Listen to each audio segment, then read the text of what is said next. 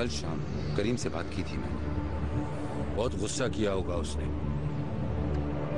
Honour, क्या ये सच है? जफर भाई प्लीज। पिछले साल 14 नवंबर,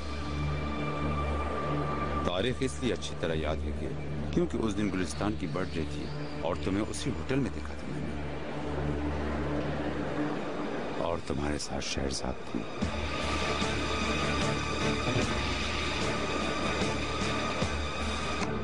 मैं गुलिस्तान का वेट कर रहा था तो सोचा कि तुमसे बात कर लूं, मगर देखा कि तुम शहरजाद से बात कर रहे थे।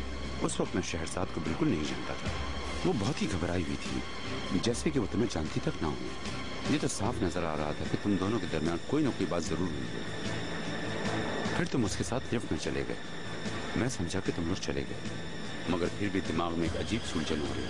फिर जब मैं वापस जा रहा था देखा तुम्हारी गाड़ी पार्किंग में खड़ी है।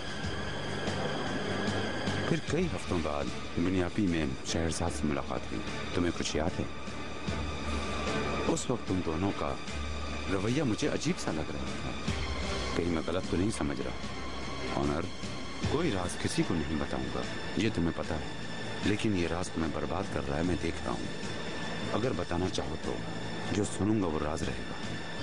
9925 परवाज़ के लिए तैयार है। मेरे ख्याल है चलती अनाउंसमेंट हो रही है।